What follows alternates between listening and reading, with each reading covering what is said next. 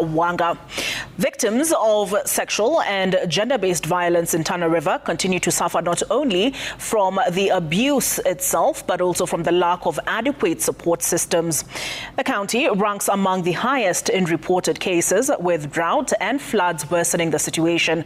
As you'll hear now from Brenda Wanga, there are growing calls for stronger intervention from both government and non-state actors.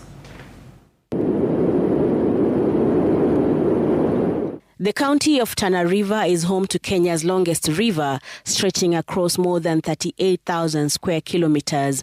The river winds its way through the land, serving as a lifeline for communities here. But it also brings with it an ever-present threat, turning from a source of sustenance to a source of danger for the residents who depend on it. This vast county sits in a geographical environment that makes it vulnerable to the extremities of climate change.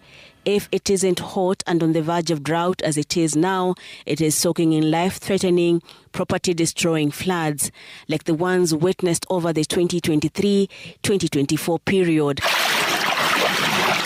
Lives were lost, property destroyed, and homes displaced. Once thriving homesteads were swept away and their occupants forced into IDPs for their very own survival. Kaona huyu mtoto wangu amelawitiwa. Ndio mama akaniambia kaa afadhali ukufe lakini usiende kwa yule mtu.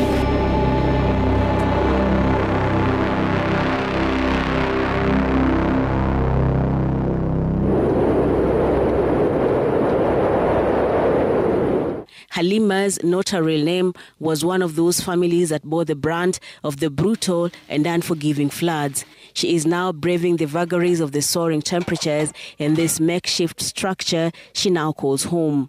Halima is also now grappling with an even more harrowing ordeal, one that cuts far deeper than she could ever have imagined. The mother of four is nursing the emotional scars of abuse visited upon her children, including her youngest son, a pain she never dreamed would darken her doorstep.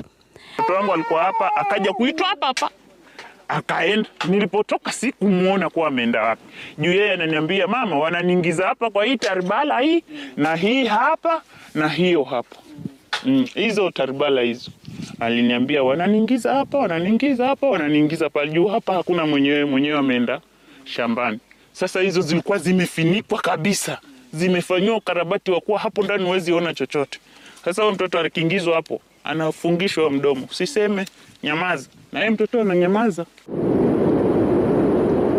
Halima, like thousands of climate change-induced refugees, have found themselves in camps like this in Garsen, kicked out of their homes either by the floods that come with the torrential rains or the droughts and the resultant famine. The crowding in such spaces made it ripe ground for the defilement of her 4.5-year-old son. He was repeatedly sodomized by other refugees in the camp, violence so severe that it left his small body permanently scarred, robbing him of even the most basic bodily controls. Mwaka huu ndio akili imeruka juu nikaona huyu mtoto wangu amelawitiwa vibaya. Huyu mtoto hawezi kuzuia choo. Mkojo inatoka yenyewe, choo inatoka yenyewe. Sasa huyo utasema ni mtoto mwenzake kweli? Si mtoto mwenzake. Juu ni kazi wanamfanya. Mimi sikuwa ninajua, wakati nimemshika ndo akili imeruka. Tana River County is one of the counties that continue to be home to high incidences of sexual and gender-based violence. The county's gender officer paints a grim picture of this prevalence. As a county, sexual gender-based violence ndo iko zaidi juu. Almost 72 to 80% of the cases are sexual gender-based violence, followed again with intimate partner violence. Yeah, so as a county, SGBV is paramount. Ile katika culture ya kuangamiza mwanamke bado hana sauti katika county yetu. So bado utaona watoto wa kike hawana ile elimu ya yani kama mtoto wa kiume. So I can say deep-rooted cultures. Amina, aged 22, is all too familiar with intimate partner violence. She has been married for 10 years. She got married young, but that union, which has borne her 3 children, has been anything but torture. Nikimuuliza pia haya ananitandika. Anasema pesa mimi ndio nimetafuta. Kwani ni yako? Ni yako mnaniuliza. Kazi yake ni kutandika kila wakati. Akinitandika jirani akikuja akanini hata wale wa jirani anawatetesha. Anashikwa. Mpaka hata dakika mwisho anafungia milango jirani. Anachoka kabisa. Despite the repeated incidences of physical and emotional abuse at the hands of her husband, Amina stays in that union. She simply has no other option. She can't go back to her home. She can't leave her husband. She has no alternative way to support herself and her children. Anasema kwa nini unarudi? Ilikuwa nimelala kwa mzee, nimelala siku 2, siku ya 3 ndio akaniregesha kwake sasa. Hasa niniuliza mbona sijarudi kwetu? Anakuja na kaa pale. Kwani sina kwetu? Ananiambia, amenipiga tena. Enda baka ananivuruta nje, anasema kama hujaenda basi pale nitakudunga-dunga na kisu. Ndio nikachukua virago wangu.